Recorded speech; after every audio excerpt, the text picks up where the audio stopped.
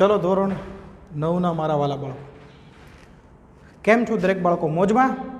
Okay सरस very good. तो आपणे भणी रह्या हता चेप्टर नंबर 8 जेनुं नाम हतुं भारतना राज्य બંધારણનું ઘડતર અને લક્ષણો। बराबर ई चेप्टरनो આપણે શું કરી રહ્યા હતા તો કે ભાઈ અભ્યાસ કરી રહ્યા હતા। હવે છેલ્લે આપણે બંધારણના આધાર સ્તંભો આપણે ભણ્યા હતા। થોડુંક આપણે એનું રિવિઝન કરી નાખીએ કે ભાઈ બંધારણના આધાર સ્તંભોમાં આપણે કેટલા આધાર સ્તંભો ભણ્યા હતા તો કે ભાઈ 3 આધાર સ્તંભો ભણ્યા હતા। કેટલા ભણ્યા હતા આપણે? 3। સૌથી પહેલો આધાર સ્તંભ ભણ્યા હતા આપણે લોકશાહી, બીજો આધાર સ્તંભ આપણે ભણ્યા હતા સમાજવાદી અને ત્રીજો આધાર સ્તંભ ભણ્યા હતા જેનું નામ છે બિન સાંપ્રદાયિકતા। લોકશાહીમાં શું ભણ્યા હતા આપણે કે ભાઈ અત્યારે ભારત દેશમાં કયું શાસન છે તો કે ભાઈ લોકશાહી સત્તા છે। લોકોનું લોકો વડે અને લોકો માટે ચાલતું રાજ્ય એટલે કેવું રાજ્ય કહેવાય તો કે ભાઈ લોકશાહી રાજ્ય કહેવાય। લોકશાહીમાં સંસદ જે છે કોને જવાબદાર હોય છે તો કે ભાઈ કારોબારીને જવાબદાર હોય છે। લોકશાહી શાસનમાં સત્તા છે અબાધિત નથી, અમર્યાદિત નથી, કેવી છે તો કે મર્યાદિત છે। મર્યાદા કેટલા વર્ષની છે તો કે ભાઈ 5 વર્ષની મર્યાદા છે। લોકશાહીમાં પુખ્ત વય મતાધિકારના આધારે કોઈ પણ વ્યક્તિ છે એ ચૂંટણી લડી શકે છે। બરાબર, ઉમેદવારો છે એ ચૂંટણીમાં મત આપે છે। મત આપવા માટેની શરતો આપણે ભણ્યા હતા। કેટલી શરતો છે? 2 શરતો। એક તો વ્યક્તિની ઉંમર કેટલી હોવી જોઈએ તો કે 18 વર્ષ અને બીજી શરત કઈ છે તો કે વ્યક્તિનું મતદાર યાદીમાં નામ હોવું જોઈએ।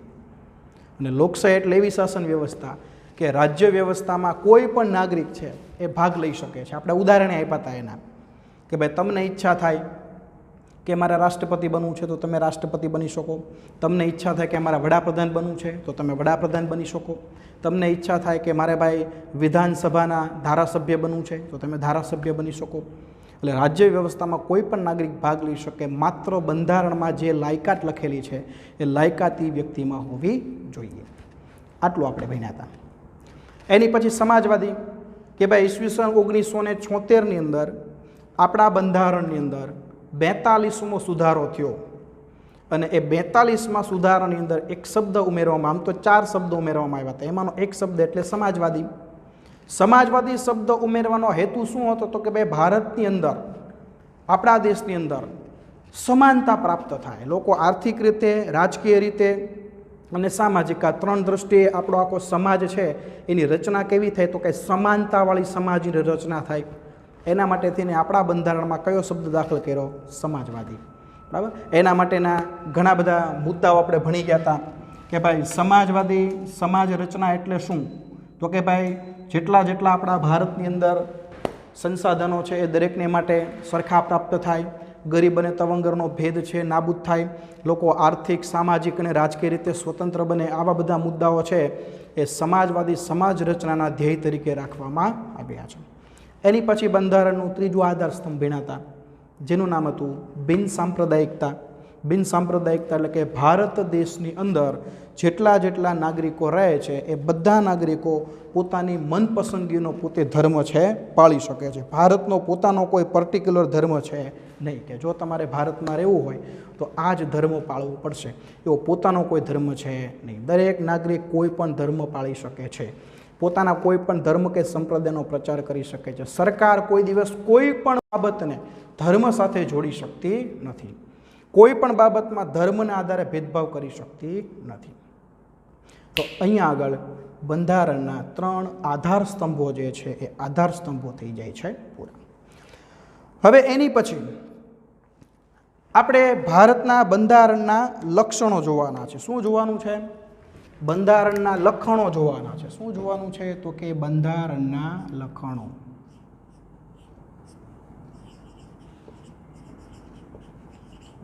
બંધારણના લક્ષણો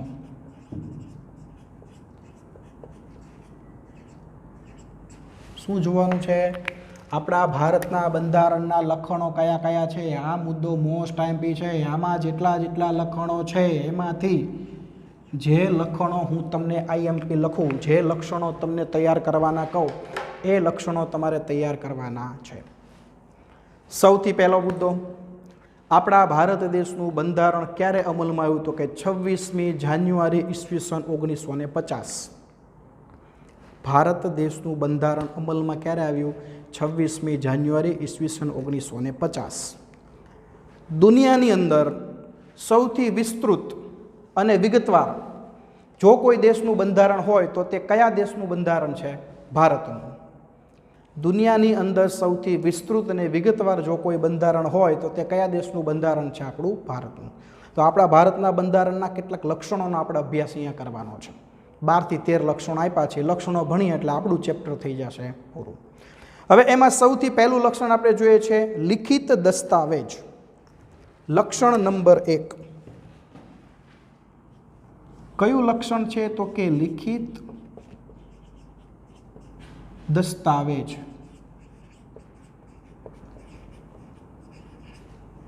ચાલો હવે લિખિત દસ્તાવેજની અંદર આપણે શું ભણવાનું છે, કઈ વસ્તુ યાદ રાખવાની છે? તો લિખિત દસ્તાવેજ એટલે તમને શબ્દ ઉપરથી જ 90% ખબર પડી જાય કે ભાઈ ભારતનું બંધારણ છે એ અલિખિત નથી. કેવું છે? લિખિત છે. બ્રિટન અને ઇઝરાયેલના અપવાદ સિવાય ભારત સહિત દુનિયાના બધા જ લોકશાહી દેશના બંધારણ કેવા છે? લિખિત. એટલે આ મુદ્દો તમારે હાઇલાઇટ કરવાનો છે. બ્રિટન અને ઇઝરાયલ એનું બંધારણ કેવું છે? તો કે એનું બંધારણ અલિખિત છે. આ મુદ્દો તમે ટીક કરો. એક બ્રિટન ટનટનાટન અને એક ઇઝરાયલ, આનું બંધારણ કેવું છે? અલિખિત છે. તમને એવો પ્રશ્ન પૂછાય નીચેનામાંથી કયા કયા દેશોનું બંધારણ અલિખિત છે, તો તમારે જવાબ લખવાનો છે બ્રિટન અને ઇઝરાયલ. ટન બ્રિટન અને ઇઝરાયલ. એનું બંધારણ તમને ક્યાંય લિખિત સ્વરૂપનું જોવા મળે નહીં. મતલબ કે એનું બંધારણ કેવું છે? અલિખિત છે.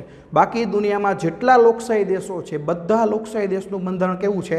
આપણા ભારતની જેમ લિખિત સ્વરૂપનું છે. અને જેટલા લોકશાહી દેશો છે એમાં સૌથી મોટામાં મોટું બંધારણ કોનું છે? આપણા ભારતનું છે. હવે જો આપણા ભારતનું બંધારણ જ્યારે ઘડવામાં આવ્યું ત્યારે અહીંયા શું કીધું છે કે ભારતની સામાજિક પરિસ્થિતિ, આપણી ભૌગોલિક પરિસ્થિતિ અને આપણો ઇતિહાસ, બરાબર? કઈ કઈ પરિસ્થિતિ?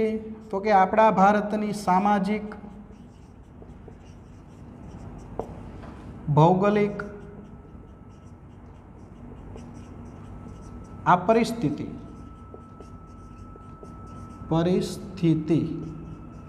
અને આપણા ભારતનો ઇતિહાસ, આપણા ભારતનો એ વખતનો ઇતિહાસ.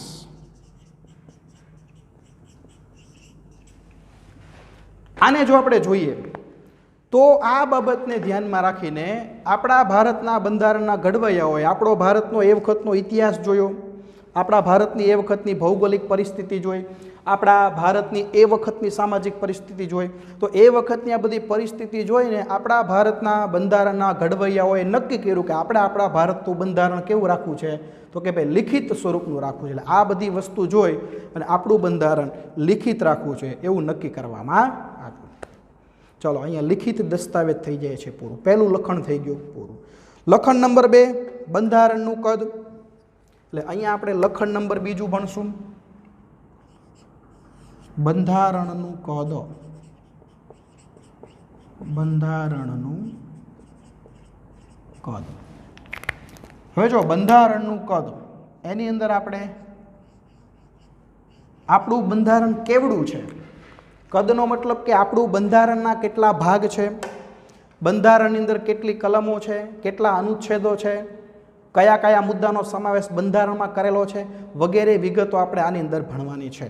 તો જો બંધારણના ટોટલ ભાગ છે 22, બરાબર? બંધારણના ટોટલ ભાગ કેટલા છે? 22. તો સૌથી પહેલાં તો યાદ રાખવાનું બંધારણના ટોટલ ભાગો કેટલા છે? તો કે 22 ભાગ છે. કેટલા ભાગ છે? 22. 395 આર્ટિકલ્સ અને 8 પરિશિષ્ટો, બરાબર? 395 આર્ટિકલ,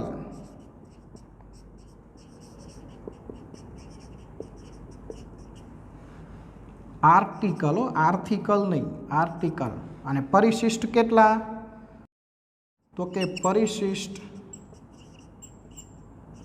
કેટલા છે? 12. અહીંયા જો 8 આપ્યા છે પણ કાઉન્સમાં પાછું શું લખ્યું છે? હાલમાં 12. એટલે આપણે હાલના જ લખીએ. 395 આર્ટિકલ છે અને પરિશિષ્ટ કેટલા છે? 12 છે. હવે આપણા બંધારણની અંદર કયા કયા મુદ્દાઓ એવા છે કે જેના વિશે ડિટેલમાં અભ્યાસ આપેલો છે? તો જો કેન્દ્ર અને રાજ્યની શાસન વ્યવસ્થા, બરાબર, મતલબ કે કયા કયા મુદ્દાઓ છે? તો કે કેન્દ્ર અને રાજ્યની શાસન વ્યવસ્થા. એની પછી કયો મુદ્દો છે? તો કે લોકોના મૂળભૂત હક, લોકોની મૂળભૂત ફરજો, રાજનીતિના સિદ્ધાંતો, બરાબર. પછી કયો મુદ્દો આપેલો છે? તો કે આપણું ન્યાયતંત્ર વગેરેની વિસ્તૃત માહિતી આપેલી છે. એટલે આપણું બંધારણ છે એ દુનિયાના અન્ય બંધારણ કરતાં કેવું છે? મોટું. એટલે છેલ્લે આ પોઈન્ટ લખવાનું, દુનિયાના બંધારણ કરતાં મોટું બંધારણ. દુનિયાના બંધારણ કરતાં મોટું બંધારણ. બરાબર. જો હવે પહેલેથી બંધારણનું કહો તો કે બંધારણના ટોટલ ભાગ કેટલા છે? તો કે ભાઈ 22 ભાગ છે. બંધારણની અંદર ટોટલ કલમો કેટલી છે? તો કે 395 કલમો છે. એના ટોટલ ભાગ પરિશિષ્ટો કેટલા છે? તો કે 8 હતા. હાલમાં કેટલા છે? તો કે હાલમાં 12 પરિશિષ્ટો છે. આપણા બંધારણની અંદર કયા કયા મુદ્દાઓ વિશે ડિટેલમાં માહિતી આપેલી છે? તો કે કેન્દ્ર અને રાજ્યની શાસન વ્યવસ્થા કેવી છે, બરાબર, આપણા મૂળભૂત લોકોના હકો કયા કયા છે, લોકોની મૂળભૂત ફરજો કઈ કઈ છે, રાજનીતિના સિદ્ધાંતો કયા છે, પછી આપણું ન્યાયતંત્ર કેવું છે, કેટલા ભાગમાં વહેંચાયેલું છે, આપણી સ્થાનિક સ્વરાજ્યની સંસ્થાઓ લઘુમતીઓ માટે કેવી કેવી જોગવાઈઓ છે, વગેરે વગેરે મુદ્દાની ડિટેલમાં ચર્ચા કરેલી છે. એટલે જ આપણું બંધારણ દુનિયાના બંધારણ કરતાં કેવું છે? મોટું બંધારણ. દુનિયામાં જેટલા લોકશાહી દેશો છે એ બધા લોકશાહી દેશોના બંધારણો છે એની કરતાં સૌથી મોટું અને વિસ્તૃત અને વિગતવાર બંધારણ જો કોઈ દેશનું હોય તો એ કયા દેશનું બંધારણ છે? આપણા ભારતનું. અહીંયા બંધારણનું કદ થઈ જાય છે પૂરું. એની પછી છે એક જ નાગરિકત્વ. એની પછી લખણ નંબર 3. ત્રીજા લખણનું નામ છે એક જ નાગરિકત્વ.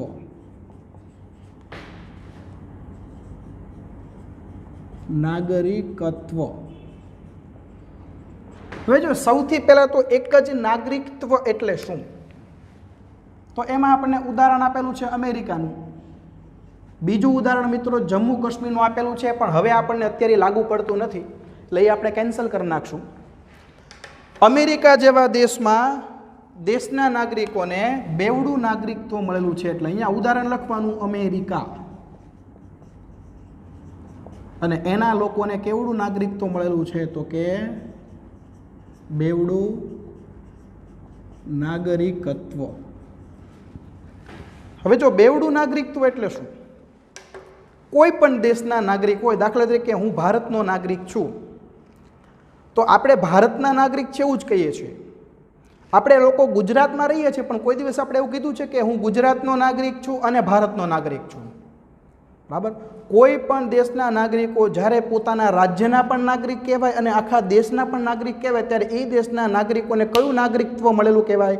2 પ્રકારનું, પોતાના રાજ્યનું પણ અને દેશનું પણ. અમેરિકામાં એવું છે, અમેરિકાના લોકો જે રાજ્યમાં રહેતા હોય એના પણ નાગરિક કહેવાય અને ઓલ આખા અમેરિકાના પણ નાગરિકત્વને મળેલું. એટલે એને કેટલા પ્રકારનું નાગરિકત્વ મળેલું છે?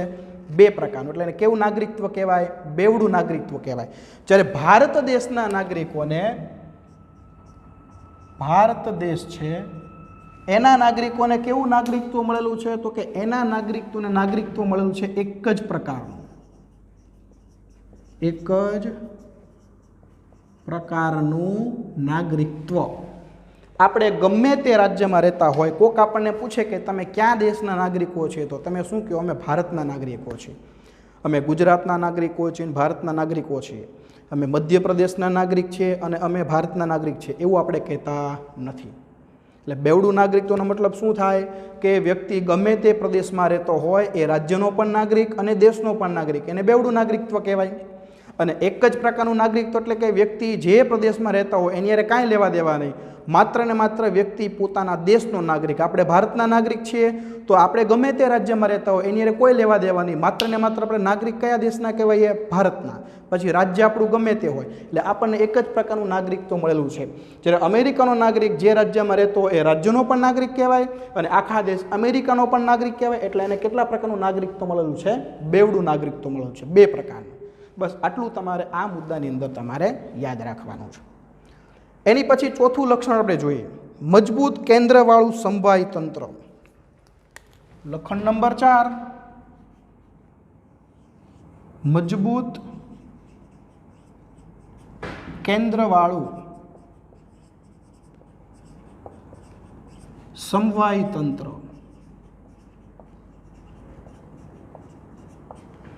બરાબર, આપણું જે સમવાય તંત્ર છે, બરાબર, આપણા દેશનું બંધારણ છે, આપણા દેશની શાસન વ્યવસ્થા છે, એ મજબૂત કેન્દ્રવાળી છે.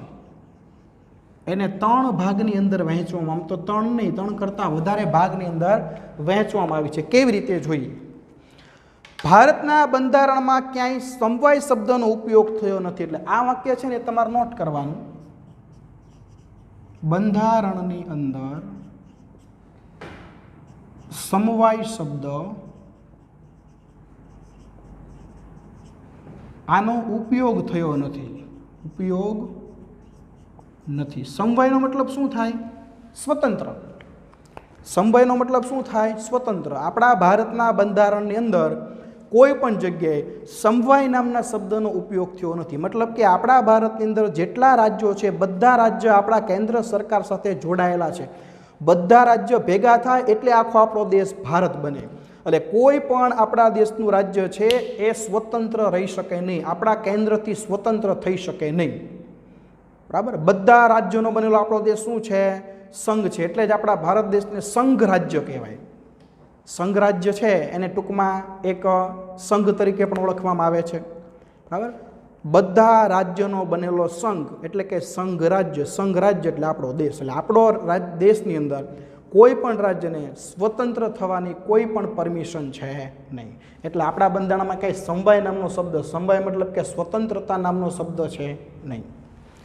આમ ભારત સંઘીય રાજ્ય છે.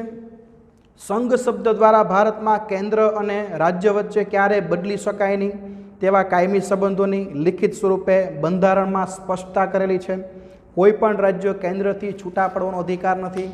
જો આપણા ભારત દેશમાં દિલ્હી સરકાર છે અને બાકી દરેક રાજ્યની પોતપોતાની રાજ્ય સરકાર છે.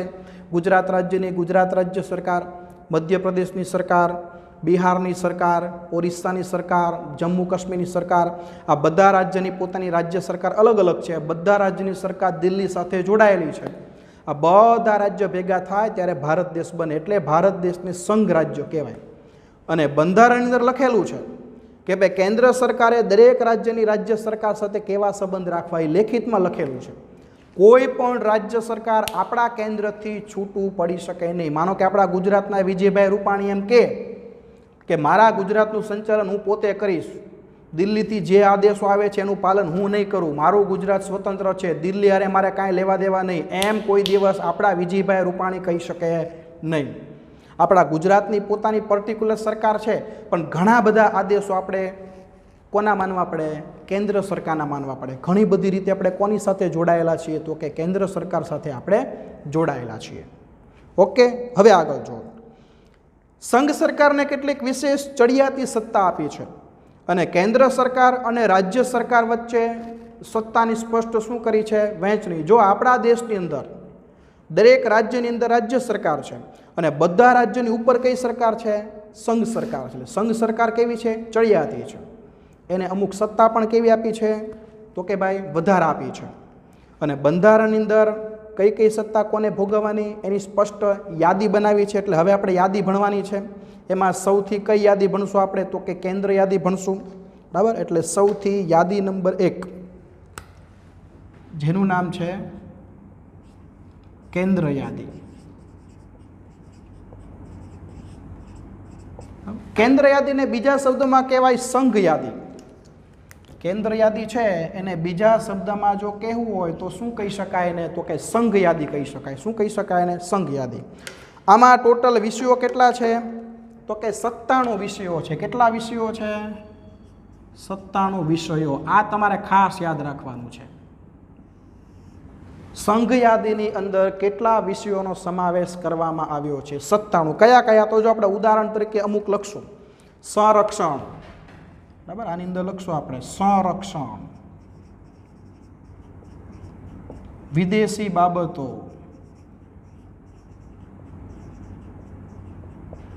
અણુશક્તિ, બરાબર, પછી બેન્કિંગ વગેરે. બરાબર, દાખલા તરીકે આવા સંરક્ષણ એક વિષય થયો, વિદેશી બાબતો તો એક વિષય થયો, અણુશક્તિ તો એક વિષય થયો, બેન્કિંગ તો એક વિષય. કેટલા? 1 2 3 ને 4. આવા ટોટલ કેટલા વિષયો કેન્દ્ર યાદીમાં આવે? 97. આ 97 વિષયો છે એને લગતા કોઈ પણ કાયદા બનાવવા હોય તો એ કોણ બનાવે? સંસદ બનાવે. કોણ બનાવે? સંસદ. બરાબર, સંસદ સિવાય આ 97 વિષયને લગતા કોઈ પણ કાયદા બનાવવા હોય, કોઈ પણ કાયદામાં ફેરફાર કરવો હોય, જૂના કાયદા રદ કરીને નવા કાયદાની જગ્યાએ લાવવા હોય, જૂના કાયદામાં ફેરફાર કરીને કાંઈ અપડેટ કરવા હોય તો એની સંપૂર્ણ સત્તા કોની પાસે છે? સંસદ લે. કેન્દ્ર યાદીમાં જે 97 વિષયોનો સમાવેશ થાય છે એ 97 વિષયને લગતા કોઈ પણ કાયદા બનાવવા હોય તો એની જવાબદારી માત્ર ને માત્ર કોની છે? કેન્દ્ર સરકારની છે. મતલબ કે કોની છે? સંસદની છે. એની પછી રાજ્ય યાદી આવે છે. એની પછી યાદી નંબર 2. કઈ યાદી આવે છે? તો કે રાજ્ય યાદી આવે છે. કઈ યાદી આવે છે? રાજ્ય યાદી. હવે જો રાજ્ય યાદીની અંદર કેટલા વિષયો છે? તો રાજ્ય યાદીની અંદર ટોટલ તમને આપેલા છે 66 વિષયો. કેટલા વિષયો છે? 66 વિષયો. બરાબર, કેવા કેવા? તો જો ઉદાહરણ તરીકે આમાં લખ્યા છે કાયદો વ્યવસ્થા, શિક્ષણ. બરાબર, દાખલા તરીકે આપણે અહીંયા લખીએ કાયદો અને વ્યવસ્થા. બીજું છે શિક્ષણ. એની પછી કયું છે? તો કે કૃષિ, સિંચાઈ. એની પછી છે કૃષિ, સિંચાઈ. એની પછી છે વ્યાપાર વગેરે. બરાબર, અહીંયા કેટલા વિષય થયા? જો કાયદો અને વ્યવસ્થા એક વિષય, શિક્ષણ બીજો વિષય, કૃષિ ત્રીજો વિષય, સિંચાઈ, કૃષિ સિંચાઈ આખું ભેગું લઈએ ત્રીજો વિષય, વ્યાપાર ચોથો વિષય. એવા ટોટલ કેટલા વિષયો છે? 66. આ 66 વિષયને લગતા જો કોઈ પણ કાયદાઓમાં ફેરફાર કરવો હોય, આ 66 વિષયને લગતા કોઈ પણ નવા કાયદા બનાવવા હોય, જૂના કાયદામાં ફેરફાર કરવો હોય તો એને કોને કરવાનું? તો કે રાજ્યના ધારાગૃહો. એટલે કઈ સરકારથી? ટૂંકમાં રાજ્ય સરકાર. રાજ્યના ધારાગૃહો 2 છે, એક વિધાન પરિષદ અને બીજું વિધાનસભા. વિધાનસભા એટલે રાજ્યનું ધારાનું નીચલું ગૃહ અને વિધાન પરિષદ એટલે રાજ્યના ધારાગૃહનું ઉપલું ગૃહ. બરાબર, એટલે આ બધી વ્યવસ્થા કોના હાથમાં હોય? જે તે રાજ્યની રાજ્ય સરકારના હાથમાં હોય. આને લગતા 66 વિષયને લગતા કોઈ પણ કાયદા બનાવવા, જૂના કાયદામાં ફેરફાર કરી નવા કાયદા બનાવવા, જૂના કાયદા કાઢીને નવા કાયદા લાવવા, આ બધું જે તે રાજ્યની રાજ્ય સરકાર કરે. બીજી એમાં કેન્દ્ર સરકાર આ 66 વિષયમાં કાંઈ દખલગીરી કરી શકે નહીં. અને આ 97 વિષયમાં સંસદ ફેરફાર કરે એમાં રાજ્ય સરકાર કાંઈ દખલગીરી કરી શકે નહીં. અને હવે આવે છે સંયુક્ત યાદી. એની પછી યાદી નંબર 3, સંયુક્ત યાદી.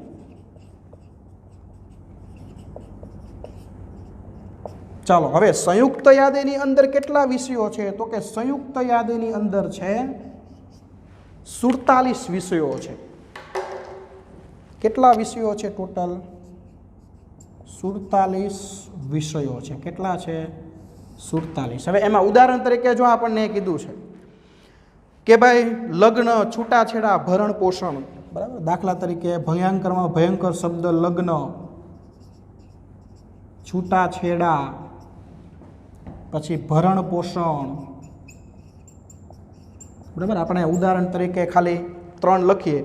લગ્ન છે પહેલો વિષય, છૂટાછેડા છે બીજો વિષય, ભરણ પોષણ છે ત્રીજો વિષય. લગ્ન થાય એટલે બીજે દિવસે શું થાય? છૂટાછેડા થાય, એટલે એને બીજો નંબર આપ્યો. પછી ત્રીજે દિવસે ભરણ પોષણ આપવું પડે પત્નીને. બરાબર, આ 3 જેવા ટોટલ કેટલા વિષયો છે? 47. આ 47 વિષયોમાં જો કાયદામાં કાંઈ ફેરફાર કરવો હોય નવા કાયદા લાવવા હોય અથવા જૂના કાયદામાં કાંઈ ફેરફાર કરવો હોય તો સંયુક્ત મતલબ શું થાય તો કે ભાઈ રાજ્ય સરકારે ફેરફાર કરી શકે અને કેન્દ્ર સરકારે ફેરફાર કરી શકે, પણ જ્યાં બંને કરેલો ફેરફાર એમાં ક્રોસ થતો હોય, બરાબર, માનો કે લગ્ન અંગેનો કોઈ પણ કાયદો બનાવ્યો, રાજ્ય સરકારે પણ બનાવ્યો અને કેન્દ્ર સરકારે પણ બનાવ્યો, તો એ બેમાંથી રાજ્ય સરકારે બનાવેલો કાયદો અમલમાં આવશે નહીં. કોણે બનાવેલો કાયદો અમલમાં આવશે? કેન્દ્ર સરકાર. કારણ કે આપણા ભારત દેશની અંદર રાજ્ય સરકાર કરતાં કેન્દ્ર સરકાર કેવી છે? ચડિયાતી છે.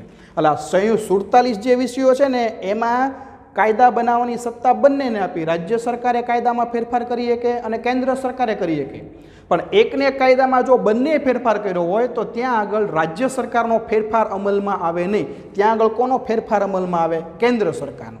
કારણ કે આપણા દેશની અંદર ચડિયાતી સરકાર કઈ છે તો કે ભાઈ ચડિયાતી સરકાર છે કેન્દ્ર સરકાર. બરાબર.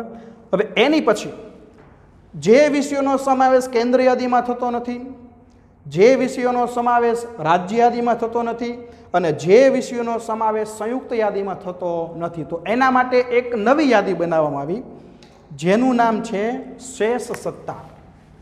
જેનું નામ શું છે? શેષ સત્તા. હવે આમાં કોઈ વિષયો આપેલા નથી પર્ટિક્યુલર કે ભાઈ કયા કયા વિષયો હોય, પણ શેષ એટલે વધારાનું.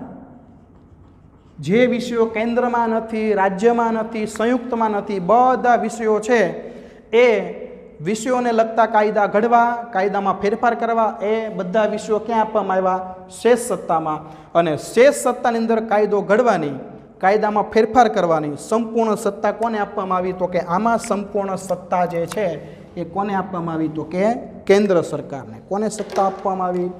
કેન્દ્ર સરકાર. એટલે આની અંદર આવશે કેન્દ્ર સરકાર. તો જો અહીંયા પણ કેન્દ્ર સરકારને કેવું આપ્યું?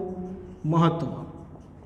જો સંયુક્ત યાદીમાં પણ મહત્વ કોને આપ્યું હતું? કેન્દ્ર સરકારને. કે ભાઈ કોઈ પણ કાયદાઓ કેન્દ્ર સરકાર રાજ્ય સરકાર બંને બનાવેલા હોય તો ત્યાં આગળ રાજ્ય બનાવેલો કાયદો અમલમાં નહીં આવે. કોને બનાવેલો અમલમાં આવશે? કેન્દ્ર. તો સંયુક્ત યાદીમાં મહત્વ કોને વધારે આપ્યું? કેન્દ્ર સરકારને. તો એની જેમ જ તે શેષ સત્તામાં જેટલા વિષયો છે એને લગતા કોઈ પણ કાયદા બનાવો તો એ કાયદા પણ કોણ બનાવી શકશે? કેન્દ્ર સરકાર. ત્યાં રાજ્ય સરકાર આવશે નહીં. તો અહીંયા મહત્વ કોને આપ્યું? કેન્દ્ર સરકાર. તો એની પરથી એવું સાબિત થાય કે આપણા દેશની અંદર રાજ્ય સરકાર કરતાં ચડિયાતી સરકાર કઈ છે? તો કે કેન્દ્ર સરકાર છે. સૌથી વધારે મહત્વની સરકાર કઈ છે? તો કે કેન્દ્ર સરકાર છે. અહીંયા આગળ આ યાદીઓ થઈ ગઈ પૂરી. હવે એની પછીનો એક પેરેગ્રાફ આપ્યો છે, એમાં જો એવું કીધું છે કે આપણા ભારત સરકારને જે આવક થાય એ આવકની પણ વહેંચણી કરેલી છે કે કઈ કઈ આવક કેન્દ્ર સરકારે રાખવાની અને કઈ કઈ આવક રાજ્ય સરકાર રાખવાની. તો જો અહીંયા કીધું છે કે ભાઈ નાણાકીય સાધનોની પણ વહેંચણી કરેલી છે. આબકારી જગાત, આયાત નિકાસ જગાત, આવકવેરો આ કેન્દ્રને. બરાબર. આવકની અંદર જોઈએ આપણે તો આવકની અંદર કેન્દ્ર સરકાર પાસે કઈ કઈ આવક અને રાજ્ય સરકાર પાસે કઈ કઈ આવક. તો સૌથી પહેલા લખીએ આપણે કેન્દ્ર. તો કેન્દ્રની અંદર કીધું છે આવકારી જગાત,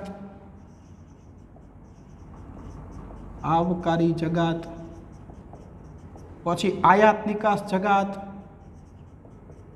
આયાત નિકાસ જગાત, બરાબર, પછી આવકવેરો. આવી બધી આવક છે ને એ કોના ફાળામાં જાય? કેન્દ્ર સરકાર. આપણે ઇન્કમ ટેક્સ ભરીએ, પછી જે વ્યાપાર થશે આયાત નિકાસ એમાં લાગતો ટેક્સ, આવકારી જગાત કોઈ વિદેશમાંથી વસ્તુ આવે તેની પર લાગતો ટેક્સ, આ બધા પૈસા કેન્દ્ર સરકારની તિજોરીમાં જાય. હવે રાજ્ય સરકારને કઈ કઈ આવક મળે? તો બીજા નંબરમાં જોઈએ રાજ્ય સરકારનું કે ભાઈ રાજ્ય સરકાર પાસે કઈ કઈ આવક આવે. તો રાજ્ય સરકાર પાસે આમાં કીધું છે આપણને વેચાણ વેરો, મનોરંજન વેરો, મહેસૂલ, શિક્ષણ વેરો, બરાબર, વેચાણ વેરો, મનોરંજન વેરો, બરાબર, પછી શિક્ષણ વેરો, બરાબર, પછી મહેસૂલી ટેક્સ, મહેસૂલ વેરો. તો આ બધો વેરો આપણે ભરીએ છીએ, આપણે બધા ભરતા હોય. વેચાણ વેરો ભરતા હોય દુકાનદાર, મનોરંજન વેરો આપણે ભરીએ છીએ. તમે ટોપ 3માં કે મેક્સ સિનેમામાં પિક્ચરો જોવા જાઓ ત્યાં તમે જોજો તમારા પિક્ચરની ટિકિટના રૂપિયા અલગ હોય અને નીચે ટેક્સ લખેલો હોય. એ ટેક્સ એટલે મનોરંજન ટેક્સ. શિક્ષણ વેરો, આપણા ઘરે જે હાઉસ ટેક્સ આવે, બરાબર, આપણા મકાનનો ટેક્સ આવે તો મકાનના ટેક્સની અંદર શિક્ષણ વેરો લખેલો હોય તો એ શિક્ષણ વેરો, મહેસૂલ વેરો, બરાબર. તો આ બધા ટેક્સ જે આપણે ભરીએ છીએ એ કોની તિજોરીમાં જાય? તો કે રાજ્ય સરકારની તિજોરીમાં જાય. કોની તિજોરીમાં જાય? રાજ્ય. એટલે આપણા સરકારને જે આવક થાય છે ને એને બે ભાગ કરી દીધા. કઈ કઈ આવક કેન્દ્ર સરકારે લેવાની, કઈ કઈ આવક રાજ્ય સરકારે લેવાની, બરાબર. ચલો અહીંયા આગળ ચોથું જે લક્ષણ છે એ ચોથું લક્ષણ થઈ જાય છે પૂરું. હવે લક્ષણ નંબર 5, કટોકટીની વ્યવસ્થા, બરાબર. લક્ષણ નંબર 5, કટોકટીની વ્યવસ્થા. હવે સૌથી પહેલાં તો આપણે એ સમજવું પડે કે કટોકટી કોને કહેવાય, પછી આપણે કટોકટીની વ્યવસ્થા સમજીએ,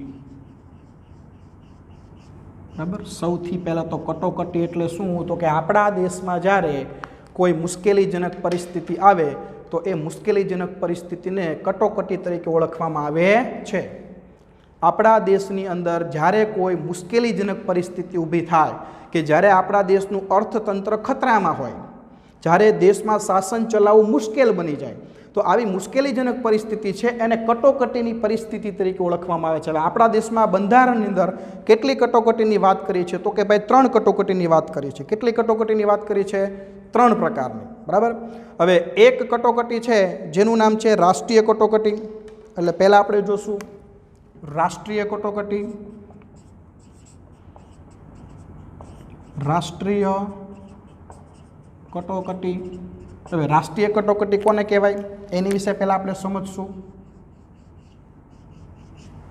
તો જ્યારે આપણા દેશમાં કોઈ પણ યુદ્ધ આક્રમણ થયું હોય, આપણા દેશની અંદર કોઈ પણ દેશે યુદ્ધ કર્યું હોય અથવા તો કોઈ પણ દેશે બહારથી આક્રમણ કર્યું હોય કે જ્યારે દેશ છે એ મુશ્કેલીમાં હોય તો ત્યારે આપણા દેશમાં કઈ કટોકટીની જાહેરાત કરવામાં આવે છે? તો કે ભાઈ રાષ્ટ્રીય કટોકટીની જાહેરાત કરવામાં આવે છે. એટલે તમારે માત્ર એટલું જ યાદ રાખવાનું કે આપણા દેશમાં કોઈ દેશ સાથે આપણે યુદ્ધ જાહેર કર્યું હોય અથવા બહારથી કોઈ દેશે આપણે ઉપર ઓચિંતાનું આક્રમણ કર્યું કે જ્યારે આપણા દેશની પરિસ્થિતિ કેવી હોય? જોખમમાં હોય, બરાબર. આપણા દેશની પરિસ્થિતિ કેવી હોય? જોખમમાં હોય, પરિસ્થિતિ મુશ્કેલીજનક હોય તો ત્યારે એ કટોકટીને કઈ કટોકટી કહેવાય? તો કે ભાઈ રાષ્ટ્રીય કટોકટી કહેવાય. બીજી કટોકટીનું નામ છે બંધારણીય કટોકટી.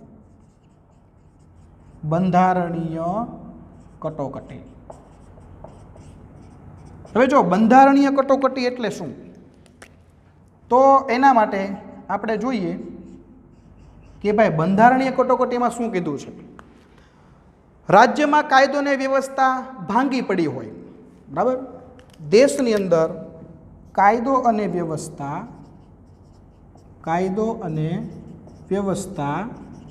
ભાંગી પડે તેવી સ્થિતિ, બરાબર. આપણા દેશની અંદર કોઈ પણ રાજ્યની અંદર કે આખા દેશમાં કાયદા અને વ્યવસ્થા પ્રમાણે શાસન ન ચાલતું હોય, કાયદો અને વ્યવસ્થા ભાંગી પડી હોય, કોઈ પણ સંજોગોમાં શાસન કાયદા અને વ્યવસ્થા પ્રમાણે ચાલી શકે તેમ હોય નહીં અને રાષ્ટ્રપતિનું શાસન લાગુ કરવું પડે તો આ પરિસ્થિતિ જ્યારે સર્જાય ત્યારે એ કટોકટીને કઈ કટોકટી કહેવાય? તો કે બંધારણીય કટોકટી કહેવાય છે. અને છેલ્લી કટોકટી છે ત્રીજી, નાણાકીય કટોકટી. કઈ કટોકટી છે? તો કે નાણાકીય કટોકટી. હવે નાણાકીય કટોકટીનો મતલબ શું થાય? તો તમને આ ટાઇટલ જોઈને ખબર પડી ગઈ હશે કે આમાં કાંઈક પૈસાની વાત હશે. શેની વાત હશે? પૈસાની. તો જો આની અંદર લખેલું છે કે સતત ભાવના વધારાના કારણે નાણાંના મૂલ્યમાં ધોવાણ થાય, નાણાંનું મૂલ્ય ઘટે, નાણાંના મૂલ્યમાં ઘટાડો થવો, બરાબર. અમેરિકાના ડોલરની સામે આપણા રૂપિયાનું મૂલ્ય ઘટતું હોય, આપણા પૈસાનું ધોવાણ થતું. પૈસાનું ધોવાણ થવું એટલે અમેરિકાનો $1 એની સામે ભારતના ઘણા બધા રૂપિયા થતા હોય, 70, 75, 80, ધીમે ધીમે કિંમત વધતી જતી હોય. ત્યારે દેશમાં તમે જો મોંઘવારી વધે, દેશમાં બેકારીનું પ્રમાણ વધે, દેશમાં મોંઘવારીનું પ્રમાણ વધે તો જ્યારે નાણાકીય પરિસ્થિતિ આખી જોખમાતી હોય, નાણાકીય આખી અવ્યવસ્થા દેશમાં સર્જાતી હોય ત્યારે એવા સમયને નાણાકીય કટોકટી તરીકે ઓળખવામાં આવે છે. જ્યારે અમેરિકાના ડોલર સામે ભારતનો રૂપિયો ધોવાતો હોય, ધોવાતો મતલબ કે ભારતના રૂપિયાનું મૂલ્ય ઘટતું જતું હોય, ત્યારે આવી પરિસ્થિતિને નાણાકીય કટોકટી કહેવામાં આવે છે. અને મિત્રો, આમાંથી કોઈ પણ કટોકટી સર્જાય ત્યારે આખો આપણો દેશ એકતંત્રી વ્યવસ્થામાં ફેરવાઈ જાય છે. એકતંત્રી વ્યવસ્થામાં એટલે કે આખા દેશનું શાસન એક જ વ્યક્તિ ચલાવે છે. કોણ ચલાવે છે? રાષ્ટ્રપતિ. અને એને કયું શાસન કહેવાય? રાષ્ટ્રપતિ શાસન કહેવાય. હવે આમાંથી તમને એક ઓનલાઈન હોમવર્ક હું આપું છું. એ ઓનલાઈન હોમવર્ક તમારે કરવાનું છે. આમાંથી આપણા ભારત દેશમાં કઈ સાલમાં ક્યારે કઈ કટોકટી આવી, બરાબર, અને એ કટોકટીમાં આપણા ભારતના વડાપ્રધાન કયા હતા, એ વડાપ્રધાનનું નામ લખવાનું. કઈ કટોકટી આવી એ કટોકટીનું નામ લખવાનું. આ તમારે ઓનલાઈન ગૂગલમાંથી સર્ચ કરો કે ગમે ત્યાંથી સર્ચ કરો, એ ઓનલાઈન હોમવર્ક તમારે લખીને મારા નંબર ઉપર વોટ્સએપ ઉપર અથવા તો આમાં જો કોમેન્ટ બોક્સ ખુલ્લું હોય તો કોમેન્ટ તમારે કરવાની છે, અથવા વોટ્સએપ ઉપર મને તમારે મેસેજ કરીને જાણ કરવાની છે. આપણે જોઈએ કેટલા બાળકો સાચા જવાબ આપે છે, કેટલા બાળકો છે એ આ હોમવર્ક કરે છે, એ આપણે જોઈએ. તો અહીંયા આગળ આ બંધારણનું આ જે 5મું લક્ષણ છે એ 5મું લક્ષણ થાય છે પૂરું. હવે 6થું લક્ષણ આવે છે આની પછીનું, દ્વિગૃહી પ્રથા. એ આપણે આની પછીના નેક્સ્ટ લેક્ચરની અંદર આપણે જોવાનું છે, બરાબર. આની પછીનું 6થું લક્ષણ કયું છે? દ્વિગૃહી પ્રથા. એ આપણે કયા લેક્ચરમાં જોશું? તો કે એ આપણે આની પછીનો જે લેક્ચર છે એની પછીના લેક્ચરમાં આપણે જોવાનું છે. તો અહીંયા આગળ આપણો જે આ લેક્ચર છે આપણે રાખીએ છીએ સ્ટોપ. આવતા લેક્ચરની અંદર ફરીવાર એક સૂચના, તમારે સ્ક્રીનશોટ લઈ લેવાનો છે આખા બોર્ડનો. આ આખું સ્ક્રીનશોટમાં જેટલું લખેલું છે બોર્ડ ઉપર એ તમારે ફેરબુકની અંદર તારીખ લખીને પહેલાં લખવાનું છે. બોર્ડ વર્ક પૂરું થાય એટલે એની નીચે હોમવર્કનું ટાઇટલ આપવાનું, એની નીચે તમારે હોમવર્ક લખવાનું છે. અને આ રીતે તારીખ વાઇઝ તમારે આપણી સોશિયલની ફેરબુક બનાવવાની છે. આપણે ફેરબુકમાં એકવાર તમને સ્વાધ્યાય લખો કે આ લખો કે ઓલું લખો એવું નહીં આપીએ. રોજે રોજનું હોમવર્ક ફેરબુકમાં લખાઈ જવું જોઈએ. અને હોમવર્કની ઉપર જે તમે સ્ક્રીનશોટ પાડો છો એ મુદ્દા, બરાબર, એ બોર્ડ વર્ક તમારું લખેલું હોવું જોઈએ, સારા અક્ષરે, સુવાચ્ય અક્ષરે. આ તમારી ફેરબુક. એટલે ફેરબુક માટે બીજી કોઈ સૂચના આપણે આપશું નહીં. જે અહીંયા સૂચના આપી છે એનું પાલન કરવાનું, એ તમારી ફેરબુક. ઓકે, તો અહીંયા આપણો લેક્ચર આજે રાખીએ છીએ પૂરો. જય ભારત, જય હિન્દ.